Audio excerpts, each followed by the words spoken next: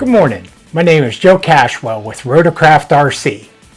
This video is about our Gen 4 camera car. You've seen our camera cars, they're pretty cool. Definitely carry a load. This one has the ability to have tank track.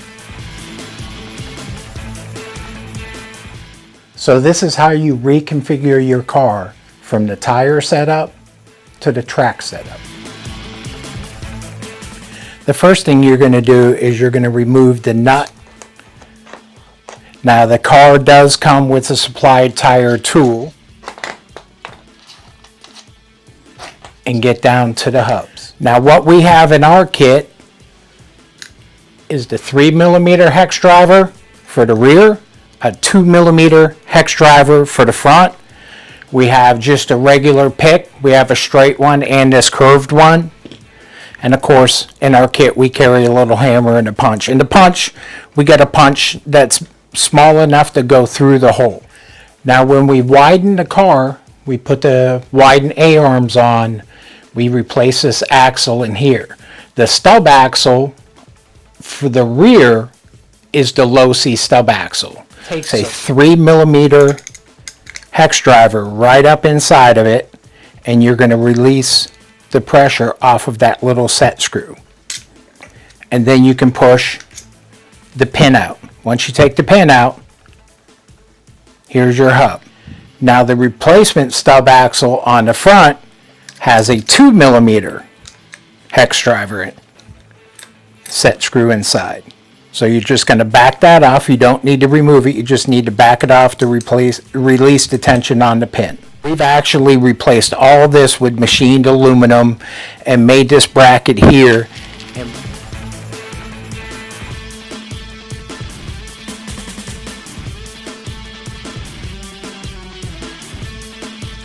Of course, we want it to turn, but if there was no guide to keep it in place, once the front end left the ground, the whole assembly would turn like a tire. So we don't want that. We want the assembly to stay and just the track to rotate.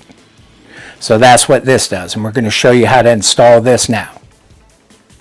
What we have is we have an alignment pin that actually goes in right there, and that's what the other end of this shock attaches to. So you can actually put the pin in, put the shock on, and then you have a screw that goes all the way through the entire assembly.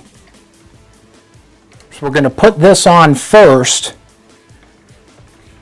because once we put the tread on, all the tread's in the way of all of this. So just get it to where it's snug, that's it. Now we're ready to put the tank track on. This hub is the same as this hub. So you have a slot to put the pin through. And now we're ready to put the hub on and put the pin through. And it's aligned vertically also. So you have to grab that axle. See how it's got a little bit of play in it? You want to push that out. Get this lined up. And we're going to drop that pin through there. My awl here. And that gets everything lined up. And then we can take our other hand and put that pin in from underneath. Alright, so once we get this shock put on the bottom pin on the track, that keeps everything lined up. And then we have a small bolt here, and it's a 2.5mm, and that's what holds the shock on. And once again, you're just screwing into small parts with a small bolt, so it just needs to be snug. You don't have to wrench this thing down. And that's how you put it on.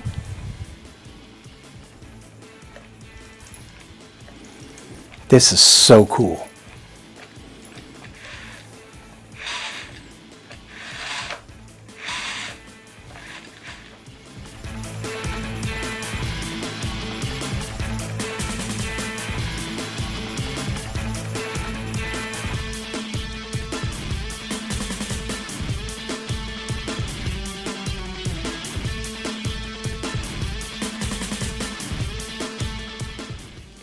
Well, I hope you enjoyed that video. It's a pretty cool piece of equipment.